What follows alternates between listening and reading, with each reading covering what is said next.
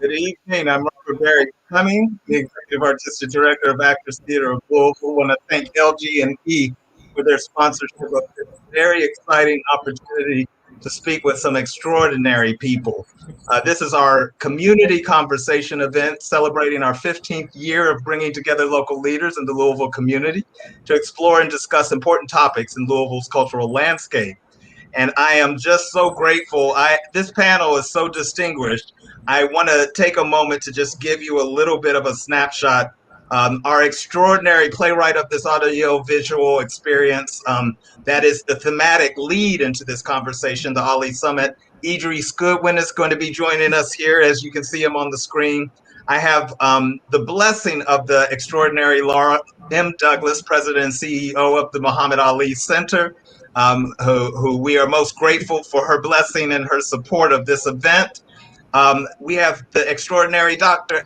Emily John, CEO of LLC, a company that produces implantable electronics to treat neurological disorders. We've got Mr. Dave W. Christopher Sr., founder of the Academy of Music Production Education and Development, as you might know, AMPed, and the Russell Technology Business Incubator, RTBI. And we have the last but not least, the extraordinary Tawana Bain, CEO at T. Bain and Company, founder of the Global Economic Diversity Development Initiative, GEDDI, and they're going to all correct me if I mess up any of these acronyms, and curator of the Derby Diversity and Business Summit, DDBS. She is also the owner of Today's Woman magazine, and we are just thrilled that all of you could join us with this event.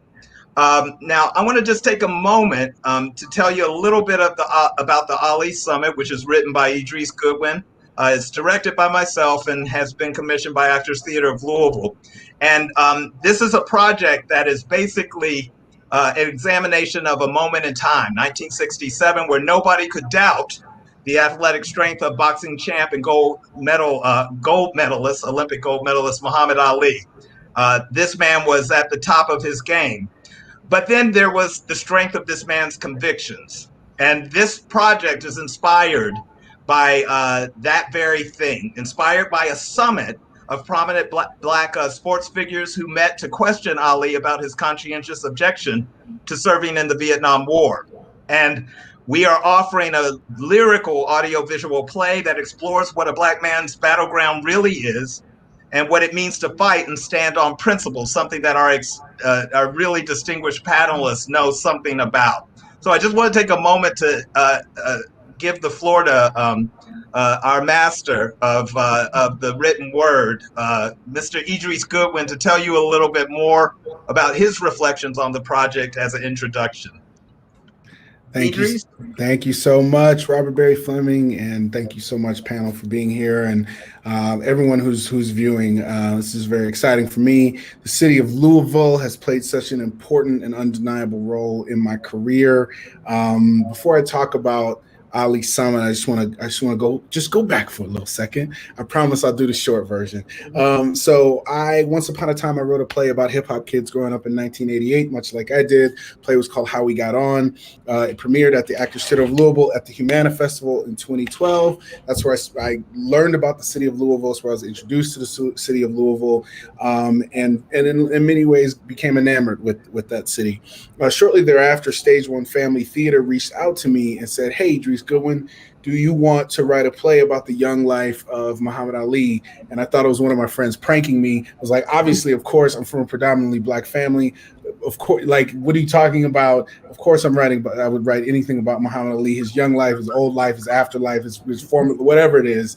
And so in doing that, uncovered this story that I didn't know, a lot of people didn't know about his humble beginnings. 12-year-old, bike stolen. He was invited by a police officer to start training, and so that play continues to be produced to this day. It's one of my most produced plays, and I'm really proud of that because in a way, that play is also about Louisville, and to me, about what makes that city memorable and important.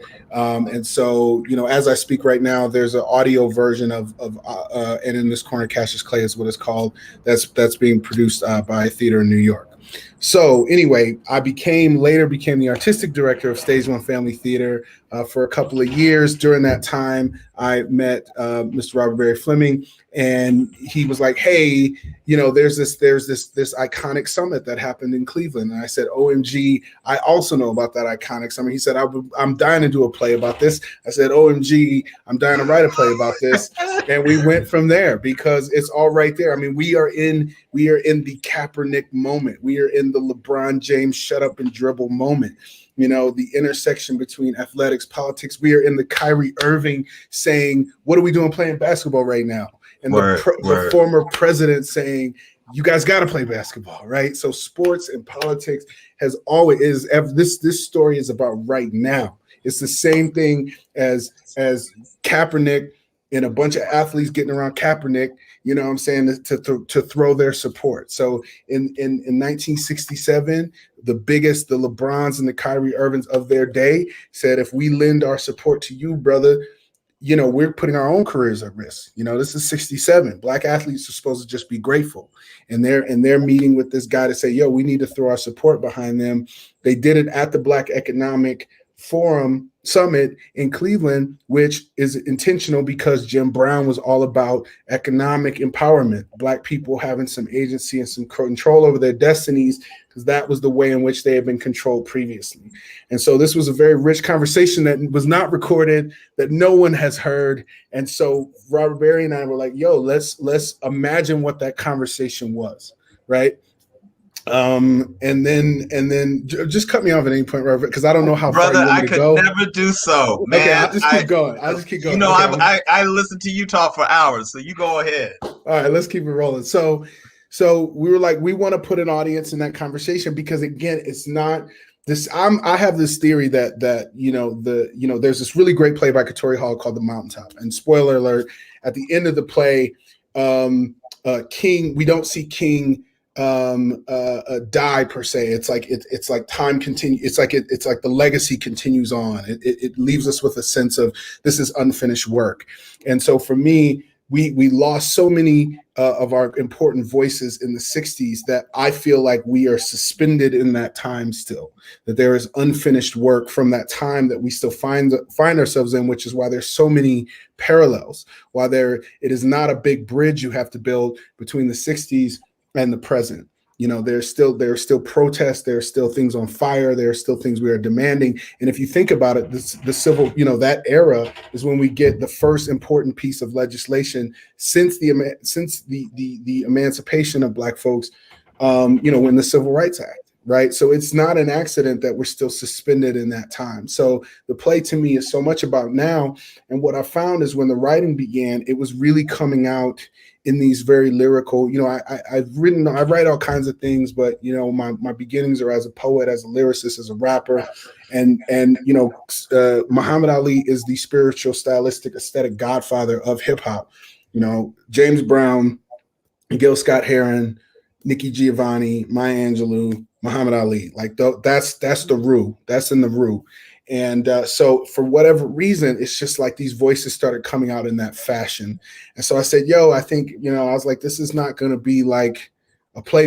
You know what I mean? This is not going to be like, I disagree, brother. Like, it's going to be just more of, I just wanted to kind of wrap people up and all of that. Right. And so we were thinking about that in a traditional stage format. And we were going to do all this artsy choreography stuff. And then Mr. COVID was like, slow down, son, slow your roll, chill. And so we had to, immediately we didn't know the answer, but immediately I was like, I took it to my web, I created a page on my website that anybody can go to now, idrisgoodwin.com/Ali Summit.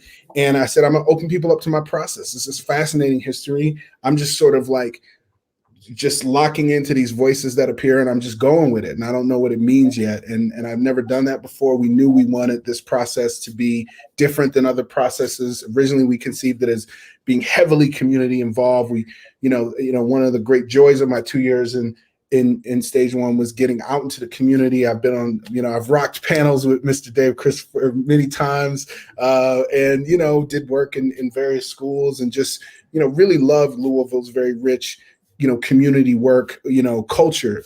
And so, we were like, how do we continue that? I also took a new job in Colorado Springs, Colorado. And so I was like, I'm moving, there's a pandemic, but still through that, we were like, okay, how do we still engage people around this history and around this conversation, ultimately leading to people experiencing, this, whatever we're calling it, multimedia, lyrical, theatrical jamboree. Yes, and indeed. Here we are. Yes. Thank you, Idris. And we have had the great pleasure, as Idris has eloquently articulated, we did have the opportunity to do some workshops with some young people in the school system, where we taught some movement, and as well as some poetry, and continue to jam on these themes with some young folk. But the legacy is strong in Louisville, and that is in no way diminished, because we have these three extraordinary panelists who are carrying on that legacy of self-determination and self-actualization, and their example is something we wanted to take tonight to really celebrate. So without further ado, I want to introduce and allow the panelists, after my brief bio introduction, to say who you are and what you do, and if you need to self-correct something that I jugged up, please feel free to do so. So I'm going to continue the order, starting with the esteemed Dr. Angelique Johnson. Wonderful. So I am so happy to be here. I mean, I don't know how I ended up on this panel, but, I'm glad. I'm just, I could listen to Idris forever. So, I really am honored that you have included me on this, and the piece that you created is so phenomenal as well.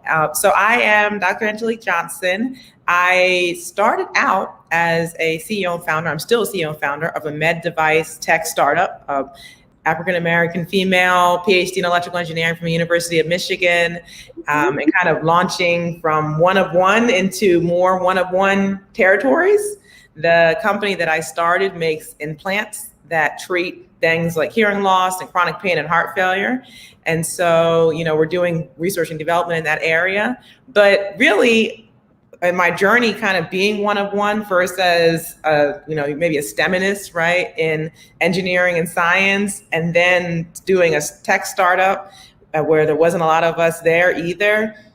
But then also looking at just being an entrepreneur in the startup community in general, and seeing that there were a lot of African Americans that were startup founders, but that our startups aren't called startups. We don't get to leverage the massive pool of investment dollars that everybody else does, because we're classified as something less than.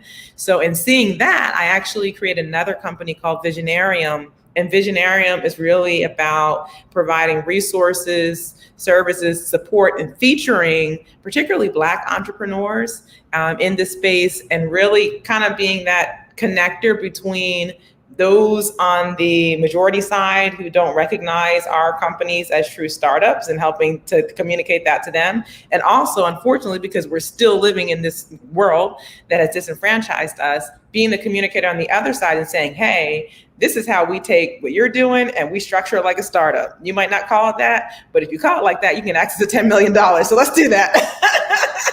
And just giving that language, giving that advisement, and just helping people own, operate their business. But really, for me, I'm very passionate about Black wealth. And I think that, I know that all of the social injustices that we're facing right now, it all stems back to the fact that we don't have wealth, that we've been locked out of that game. And, and just trying to promote any way that I can, us getting into the wealth game, and trying to break down the barriers that prevent us from really being able to fully access and have wealth equity. Thank you, Dr. Johnson. May I turn it over to Master Dave W. Christopher Sr., please? So first, let me say a huge thank you for the opportunity to be here. I seriously would be cool with just sitting and listening. I swear to God, seriously, I'm sitting here like, what do I say? I mean, like, this is like, I think somebody made a post like, this is just to be in the room with these folks virtually is like just amazing. So Dave Christopher, executive director and founder of AMP, the Academy of Music Production, Education, and Development, founded in 2014 as a free music program for kids 8 to 18 years old, really just to have them something safe and productive for them to do. Like I tell people not to knock like sports or basketball or whatever, but it's not about keeping kids busy. It's about giving them an opportunity to create something that they want to come back and they can actually learn and grow from. The things that we taught, and like I tell people in our music program, as it started out, it was the idea that a kid could walk through the front door with an idea, walk out the back door with a product. And they kept coming back because they wanted to create more of those products. And then when you also understood, when you talk about dealing with poverty, I know as a kid myself at 12 years old, my father said to me, if no one will hire you, hire yourself.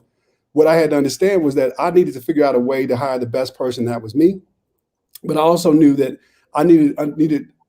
so this thing that we do with kids where we tell them, oh, you should do it. You should work hard because it's the right thing to do. And that's absolutely true. But you got to make money. And so I say this on a regular basis, and to Angelique's point, is that we got to stop acting like it's not about the money.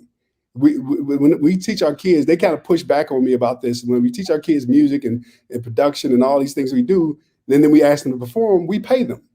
And they're like, wait a minute, you just taught me all this stuff. You gave me all this equipment. Like, how do you, like, because you have value.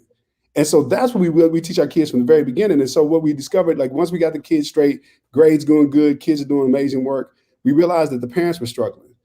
And so I have this thing that we're talking about now. It's called building a community from within, creating this ecosystem where all the things that we need are right here in our community if we provide the resources. I tell people that since 2014, we've never tried to take credit for what people do. People walk through the door with the ability that they have. And to Angelique's point, they just don't have the resources, right? And so we if anything, we give resources. And so with that said, we started looking. I'm a tech guy. I come from a technology background. I actually had a tech company. I stumbled into nonprofit. Honestly, I had no no knowledge of and no intent on doing anything related to nonprofit. Stumbled into it. Didn't even realize that you were supposed to raise money. I just thought, okay, me and my wife will pay for this, and that's how that works. But anyway, decided, okay, well, Black folks are underrepresented in technology. I can get them jobs in technology. All I got to do is train them. And that was a really kind of crazy thought because I didn't realize what I was really facing because I knew that I didn't get a college degree till I was 40 years old, and I was working in technology. I was making good money, and I thought that's just the way it went. Well, started training people in technology, only to find that these folks that didn't have college degrees, didn't have years of experience, in some cases didn't have high school diplomas, certainly no college. Companies didn't want to hire them. Went back to my father's statement: if no one hire you, hire yourself. So we started our own company, AMP Tech. And we trained them in technology and we did the work. And then those companies started to realize, wait a minute, are those the same people that we didn't want to hire? And now we have partnerships with companies like Humana, Brown-Forman, Young Brands, all these folks that are like holding jobs for these folks. And the beauty of this technology program that we have now is that we are taking people from like in less than a year with no technology experience to then getting in the 9 months, getting jobs in Humana in data analytics and data science, started at $55,000 a year, a living wage job. And think about what you did when you did that. You said, okay, now this parent that was struggling, because the idea is that we have these programs that have these circles, like you get in there and you never get out because you always need them. Even our music program, when a kid learns the instrument and gets his grades together, we give them the instrument. We would love it if you come back, but we don't want you tied to us. We want you to be able to do it on your own. So we provide you with that. With the parents, we want to give you jobs that let you take care of yourself. And think about the reciprocal, the domino effect of having that parent in the house that's now in technology. I tell people when my daughter walks into the house, she sees an entrepreneur, a tech entrepreneur, a businessman, a farmer. My wife is a pharmacist, and she can see all that she wants to be. Not only that, we're home during the day, like at the end of the day. So now when we talk about how we vilify the parents for not taking care of these kids and not watching out for these kids, and these kids are running wild in the street, I grew up where my father was disabled. Both my parents were disabled as a kid. My father was out trying to make money to put food on our table, and he couldn't keep up with me. My mother had Parkinson's. She was in the bed. She couldn't keep up with me, right? It wasn't their fault. They did the best they could. So that's one thing I always say, stop doing that. So anyway, working on getting those parents jobs. So now think about it, that ecosystem I talked about. We got the kids straight. So we took some stress off the parents. We got the parents straight. We gave them the ability to take care of their own kids. But then again, I keep reaching back to my great friend Angelique, Dr. Angelique Johnson, is that now what about those businesses, that legacy wealth, right? How do we, that generational wealth? We create that, but we say economic empowerment, ownership, and independence. And that business piece is the ownership. And so what we did was we said, okay, what's the next step for us? If we talk about creating this ecosystem, there are Black and brown businesses in the community that have been struggling, suffering for decades, right? Probably more likely centuries. Let's go with that, because it's been about that long, so centuries. So if we can help to create those businesses, we know that we have the ability, because Old Walnut Street tells us that, Oklahoma tells us that, like all these opportunities we've had that we worked with nothing and made something out of it.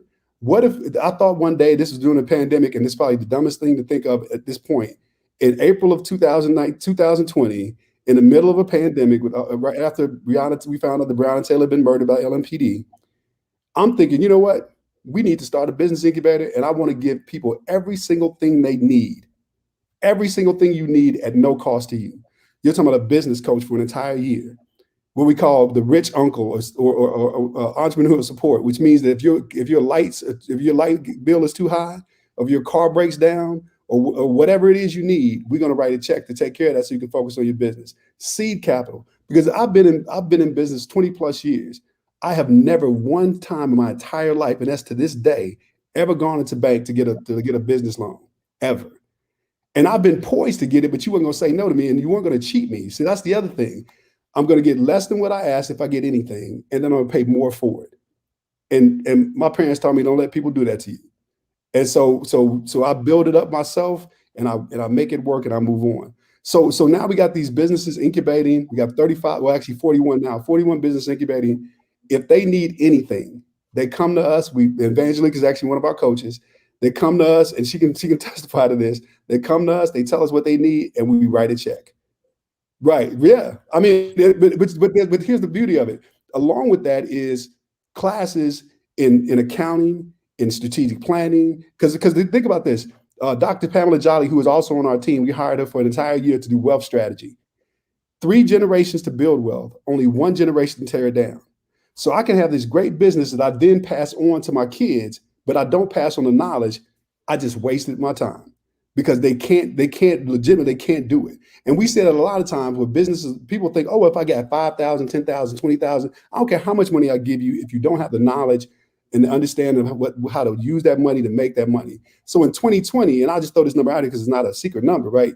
In 2020, in April, when I came with the idea, by the end of 2020, I had raised over $3 million for this project. And that was $3 million that I was giving away. And to this day, giving that money to Black and brown founders to create businesses, because I know, and I'm seeing the results already, that I know that these are going to be legacy Black and brown businesses. And we're doing that.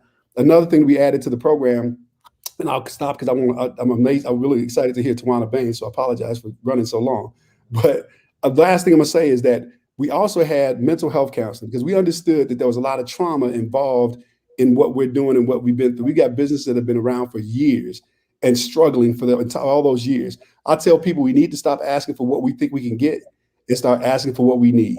Like we ain't got to beg for nothing. Like, I don't need your permission for none of this. And that's why, like I said, I'm not going to your bank to get your money, because I can save up mine and I can do what I need to do. And you don't get to tell me nothing. So I'm gonna stop there, because I would love to hear Ms. Tawana Bain, and I'm done. Thank you, sir. Wisdom. I was enjoying listening to you, Dave. The floor for Tawana Bain, please, Queen. I think I want to say, everyone's talked about just the gratitude of being on this panel. I think the other thing is the beauty in seeing more of us in leadership on display for those coming behind us and those who came before us, who are now inspired to reach for something bigger and something better. And that's the inspiration for me when I get an opportunity to be on a panel with leaders, is knowing that here is an example of Black leaders that are doing the darn thing that you can see yourself emulating, hopefully in the future. I am not going to try to tell you guys everything that I do, because we would literally be here all day long. What I will say is I think the Bahamian in me is why I do all that I do. My family is from Nassau, Bahamas. My grandfather came to the States years ago, and he too was an entrepreneur and had his hands in a lot of different things. My story is I won't say unique, but it's definitely even one that I sometimes have to sit down and try to wrap my brain around. But the two businesses that I want to talk about today is, well, one is a nonprofit that I started, and the other is a media company, Today's Woman magazine, which I purchased in February. And both of those, I think, are profound. You know, they fall under my umbrella of T-Bain & Co., which is the corporate company for all the businesses. But the reason why these two were so imperative for me to talk about is, one, Jedi was born out of a necessity for me. You know, having been an entrepreneur, a seasoned businesswoman that's been around as long as I have been, when COVID hit and I found all of my businesses face down on the ground and unsure how to turn things around. Oh, that rhymed. I didn't mean to. Unsure how I was going to do that. And when I began looking for the resources that I needed for me, sitting around a table with some other Black leaders, I recognized that there was a specific type of product that didn't exist for me. And in addition to that, you know, I was sitting in my restaurant when Jedi was really, when we gave birth to the concept, we're boarded up because of social unrest. And so I have all of these protesters and social activists, whatever you want to call them, that I had no idea who looked up to me the way that they did because, oh, you own your own business. Because what? I had my head down trying to make sure that I made it. So for the first time in my career, I recognized that, yeah, I may have had my head down, but I had a whole lot of people that had their heads up, wondering, how is she doing this? And so there's a part of me that recognizes that God sat me down in COVID and said, it's time for you to give of your talents and your treasures. There's a lot of people that thought I had lost my mind because they're like, why would you be starting a nonprofit when all your businesses are failing? You don't even know how you're going to make it out. And I think there's something really strong and profound about that, because sometimes, and going back to Mr. Muhammad Ali, I think sometimes we have to lead with our gut. I think sometimes we have to really tap into our spirituality, and that is not going to always make sense to other people. But as long as it makes sense to you and you stay diligent, you will see the fruit of your labor. You will see that manifest. And while I had my head down, starting Jedi in the middle of COVID while all my other businesses were closed, the amount of blessings that began to come for some of my other businesses changed the trajectory. I was able to reopen my companies. I was able to invest in my community. I was able to truly change the game, all because I decided that I was okay with looking forward and outward instead of inward.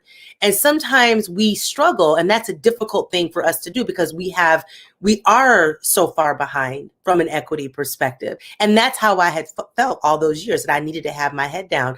But what I recognized was I was holding on to all this knowledge and all this talent as, number one, not just Black, but a serious statistic. You know, I was a teenage mother. I left home at the age of 14. I started my business with $4,000 in back child support. So the fact that I was able to build a multi-million-dollar enterprise with all those things stacked against me, I needed to tell my story. I needed to help people understand that I was born to a mother at the time that had a 9th grade education, and we lived in the projects, and we were on food stamps, and we didn't know how some days we were going to get our next meal. I needed to tell that story because there's no more also excuses that I want my community to have about why they're not able to make it. I want them to understand that I was able to gain what I have, not just by white people, but also Black people. How do we begin to trust one another? And how do we begin to collectively form allyship within our own community? Because that's a barrier for us. There's so much scarcity, and there's been so much trust that's been broken that sometimes we're not willing to connect with one another. And so Jedi was all of those things for me. It was an opportunity to look at people that look like me and say, listen, if they don't give it to you, back to what Dave Christopher said, you know, hire yourself, work with each other, collaborate with each other. Some of the biggest businesses in this country were built because 2 white boys or a couple white women sat in a garage and said, I'll give you my talent if you use your talent, and we'll figure this thing out together, and we won't have any bills. And that's just not something that is prone in the African-American community today. We've had that before. It's been busted apart, by outside influences and white supremacy, but we've got to also get back to that. We've got to be okay. And I tell people all the time, yes, we do. It is important to charge what you're worth, but it is also important to be strategic and understand trade. Right? Because sometimes, let's just say Angelique needs to get something off the ground and she's already got a lot of money laid out. It doesn't matter if she's a millionaire. She's got a lot of money tied up right now and she needs to get this new initiative off the ground. If I have a talent and treasure and there is an exchange that we can make and I can make it easier for Angelique to get that new concept off the ground, why not? Right? We're so quick sometimes to say, well, if you can't run me my money, then I'm not helping you. Well, sometimes it's not about that there's no value in you because you can't bring actual dollars to the table, but we're trying to create something big and maybe I need your talent and I'm willing to give you something in exchange. So Jedi was all of those things. It was teaching us how to collectively work together and share our talents and our treasures to build something bigger. It was also the realization that I've got all this experience in starting businesses. How do I stop and pay that forward and share my story and give people practical things? Because I've also learned in our community, we know how to hustle. We know how to take $1 and make it into 15 or take 15 cents and make it into $1. But the moment we start trying to build the business, all of a sudden we need $1 million to start this business. And I have to tell people all the time, I need you to get back to the hustle, that mentality of how you've been taking care of yourself all this time and apply those same practicalities to actually starting a business, because sometimes you don't need $1 million to start a business. It'd be nice. Okay, but I was able to take $4,000. It would have been $11,000 if his behind hadn't contested paternity when his son was 11 years old. But by the time they finally got the paternity test back, he only had $4,000 left, and that's what I got. But anyways, I was able to take $4,000 when me and my children were sleeping on air mattresses and make the decision to bet on me. So that was what Jedi was. Is how do I take it? Because as a business owner. Back to Dave and Angelique, everybody's point, we're so busy grinding sometimes that we don't really have the time that our white counterparts or other, people of color have to really invest in their businesses. And so you go through all these training programs that are like, shoot me now. And then they let us graduate and we haven't even completed half of the requirements, right? We were supposed to complete the business plan. We were supposed to do the market analysis and the strategy and all this stuff. I hadn't done it. But I'm standing on stage and I'm graduating and I'm still really in the same boat that I was when I started your business development training. So I said, how do I create programs around real life, what it's like to be a business, talk to me or to them in a way that they are excited and that they're engaged, and actually hold them accountable. Like, okay, you want this check that we might give, or you want to graduate, you need to open up your bank account, because everything doesn't happen on Cash App in the real world. There's only so many businesses that allow you to pay them or exchange goods and services through Cash App. You need a website. I mean, that's just where we are. And honestly, we're in a day and age where even a business card isn't enough. You almost have to have a book to be legitimate today. We want you to have your business plan. We want you to have business insurance. We want you to have your logo. And so we make sure that you get those things before you graduate. And the one thing that we're working on, and I hope that our team, our community program manager is funneling people your way, Dave, is we're not at the point yet where Jedi is giving grants, but that's an ultimate goal for us. We want to be able to actually give grants. Well, I shouldn't say we're not. We do have a partner that just recently came on where we'll be able to give micro grants so that you can take everything that you've learned and actually begin to invest in yourself. So that's Jedi, and there's more, and you can learn more about us at geddi.org. But the other business that was extremely important to me is when Today's Woman came about for sale. And I sat back and I just thought about how terribly Black people, Black women have been depicted over the years in media. And here was an opportunity that would allow me to set the narrative about who we are, about how we handle ourselves, what the quality of our products are. And so Today's Woman for me is bigger than a publication. To me, it's really a movement in demonstrating, one, what Black women are capable of doing and the quality in which we're able to produce. And I use Black women on purpose because I look at everything that we try to solve in life. And I always find it very interesting when it comes down to racism. When you look at the numbers, Black women are constantly at the bottom. And so in order for us to truly improve it for everybody, we've got to really focus on why are we allowing Black women to be invested in the least, when most of the buildings that are purchased in America, from a currency perspective, were paid twice when they sold a Black woman in exchange to buy that building. So we were taxed, or we were twice the currency or the value, but we are the least on the totem pole when it comes down to investment. And if we're going to really change that, it's not about playing favoritism or because Tawana is a Black female, that's what she's talking about. I like to solve problems. And if solving the problem means starting with the Black woman, then why aren't we doing that? And so with today's woman, that was my purpose. My intent was, okay, there's not enough of us in media. I want to give a shout out to my girlfriend, Eden, who has also taken over Ebony. There is not enough, and we're both in Louisville, there's not enough of us that are setting the narrative, that are demonstrating and putting on display what Black excellence looks like.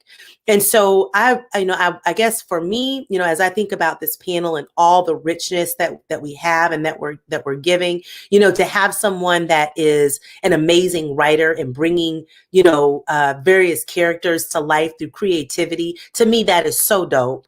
That is just so dope. I hope that there is a parent who shares this with a child who aspires to do it, because it is possible. I'll never forget meeting Angelique. And I was like, honey, you do what? You make devices that do what? Like, do we do that? Is that really something that we're capable of doing? And was always inspired by that.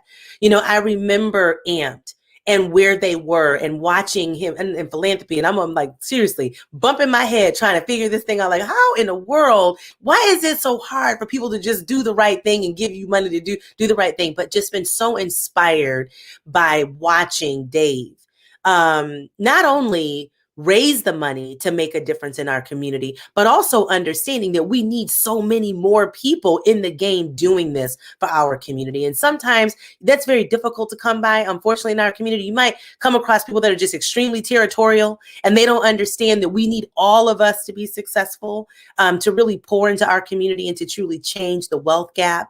And so I honestly, I'm humbled by this conversation with all of you, and just really, really excited about what the takeaways are for those that tune in with us this evening. So grateful to these kings and queens who are leading us and teaching us this evening.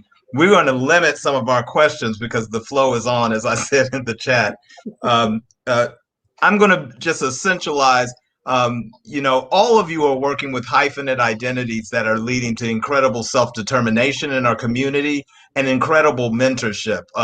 I was on a call with other leaders in predominantly white institutions and regional theaters, and if almost every one of us had an Idris Goodwin play that was debuting, because talk about hustle, this brother knows how to hustle, teach, mentor, guide, lead.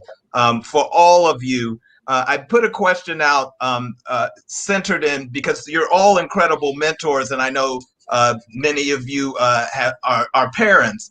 Can you say something about what you teach the young and what you think is the most important thing for them to focus on as they are trying to not lose the incredible knowledge that you have gained and the incredible modeling that you are doing for them? How do you help mentor them to continue the legacy as Ali and King and Malcolm X and so many have led our way?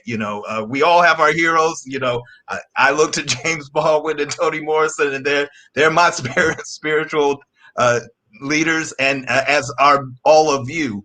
What do you offer to the young people to kind of help them stay on the path? I would say for me, an unassessed yes. Unassessed yeses, I have noticed, is just as powerful as the unassessed no. And when you say yes more often, you will see a lot of beauty and creativity that oftentimes goes unnoticed.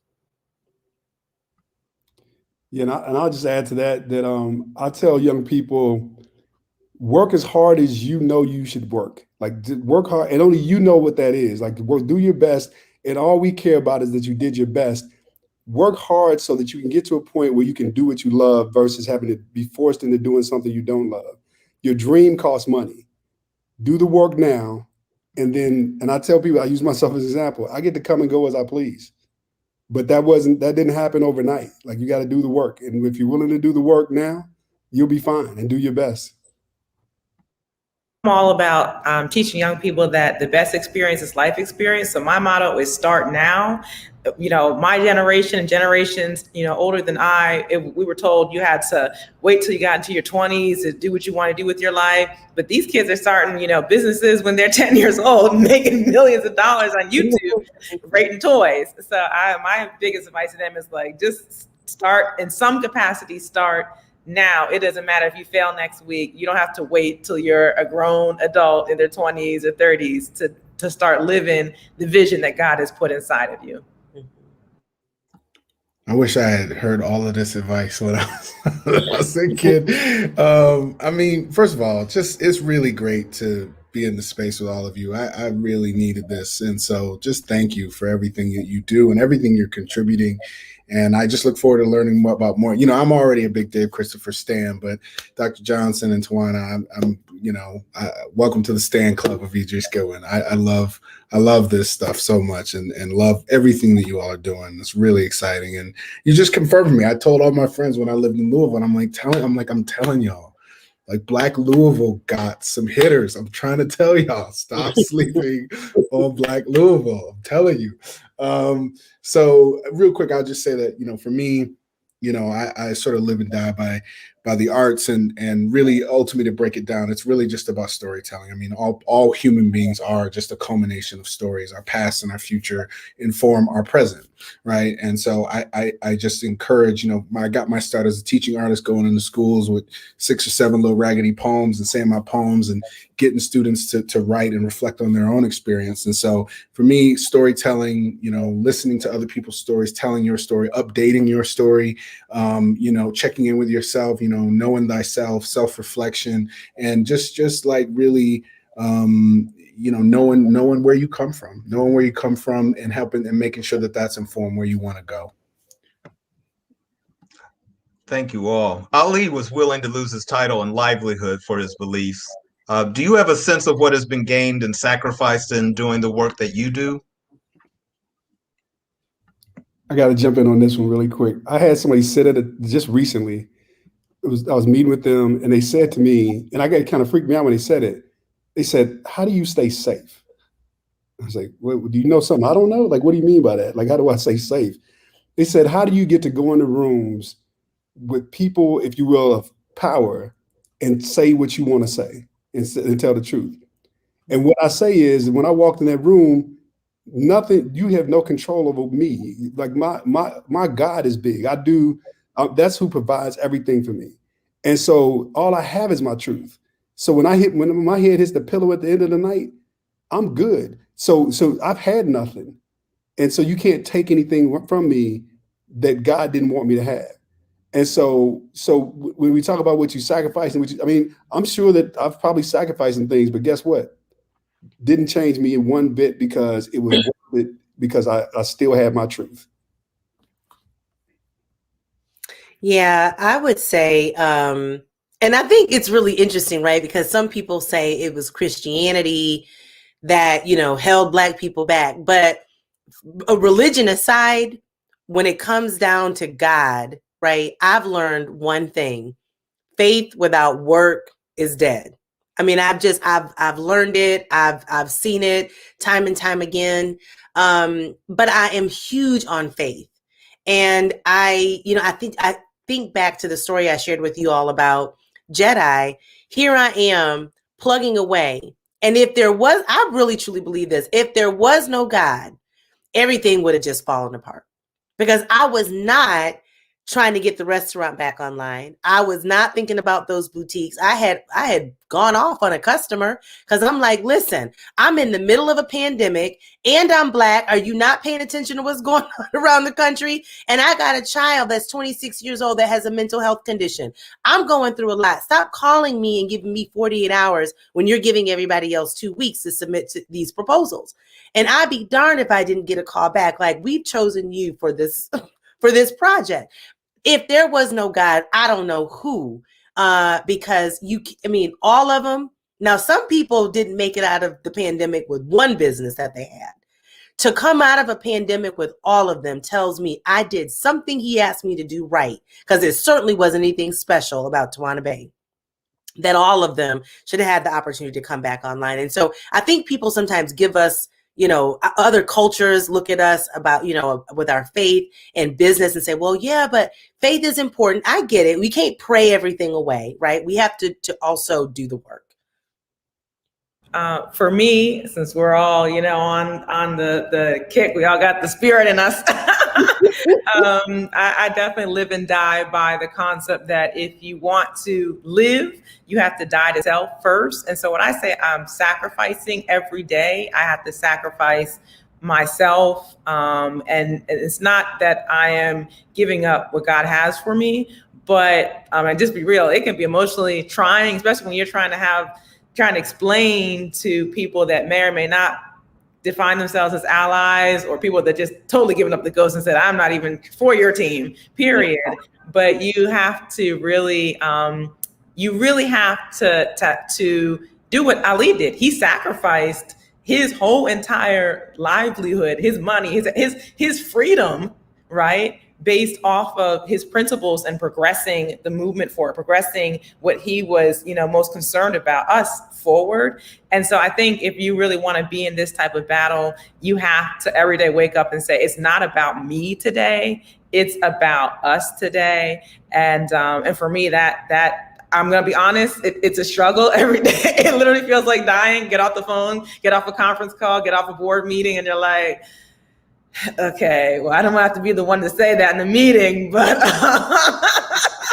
so yeah, I think that's probably my thing.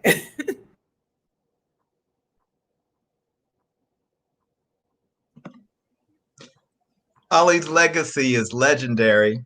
What impact do each of you hope to make that is still to be realized? I want to impact the 3 tables that we occupy. When I come into contact with people, their personal, their professional, and their social tables, by the time they have really gotten to know Tawana Bain or engage with Tawana Bain, those 3 tables will look very different. Not just race, but age, social economics, sexual orientation. I want people to really experience the richness and the fullness that comes with getting to know people outside of your comfort zone. That's the legacy that I hope to leave, is changing those 3 tables. I want to leave a culture of people not only having visions and seeing them as kind of dreams that come and go, but really, especially our people being able to have a vision that they got from God and have the resources to execute on that. So I really want to leave behind this culture that says, hey, you have a vision and you're moving forward. Let's give you everything we can. Let's give you all the resources to do it. I'd like to leave that behind.